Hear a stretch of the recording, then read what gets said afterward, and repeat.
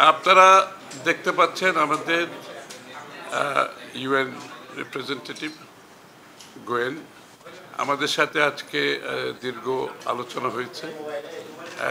বাংলাদেশের বর্তমান প্রেক্ষাপট, নির্বাচন এবং গণতান্ত্রিক ভবিষ্যৎ নিয়ে আমরা দীর্ঘ আলোচনা করেছি এবং আলোচনার মূল বিষয়বস্তু হচ্ছে বাংলাদেশে ডেমোক্রেটিক অর্ডার ফিরিয়ে আনার যে ইউএনের যে একটা কমিটমেন্ট এবং ডেমোক্রেটিক অর্ডার আনতে গেলে যে গণতান্ত্রিক কর্মকাণ্ড, চর্চা, একে অপরের প্রতি রিলেশনশিপ সম্পর্কে কী ধরনের সম্পর্ক থাকা উচিত আমাদের বাংলাদেশে বর্তমানে, সেই প্রেক্ষাপটে আমরা মনে করি গণতান্ত্রিক অর্ডার ফিরিয়ে আনার জন্য আজকে সকলে মিলে কাজ করতে হবে। এবং সবচেয়ে বড় চাহিদা হচ্ছে এই জনগণের এই মুহূর্তে গণতান্ত্রিক অর্ডার ফিরিয়ে আনতে গেলে একটা খুব সহসা একটা নির্বাচনের মাধ্যমে সেই কাজটা আমাদেরকে করতে হবে। এবং ফেব্রুয়ারির প্রথমার্ধে যে নির্বাচনের আলোচনা চলছে, এটাকে কিভাবে সফলভাবে আমরা সমাপ্তি করতে পারি সেটা আলোচনা হয়েছে। রোহিঙ্গার বিষয়টা, রোহিঙ্গা প্রত্যাবর্তন এবং রোহিঙ্গাদের ওখানে যে আজকে মানবেতর জীবনযাপন করছে, এগুলো নিয়ে আলোচনা হয়েছে।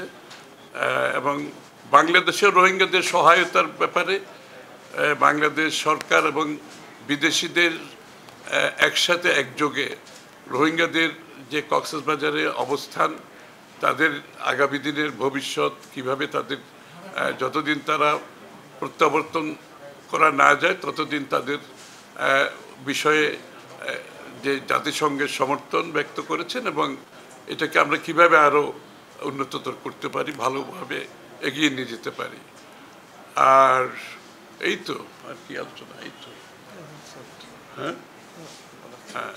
তো সবচেয়ে আমরা ধন্যবাদ জানাচ্ছি গোয়েনকে, যে বিগত দিনে স্বৈরাচার বিরোধী যে আন্দোলন হয়েছে, সংগ্রাম হয়েছে, জাতিসংঘের পক্ষ থেকে তার গণতন্ত্রের পক্ষে, মানবাধিকারের পক্ষে ওর যে অবদান, সেটার আমরা স্বীকৃতি দিতে চাই আজকে আপনাদের সামনে।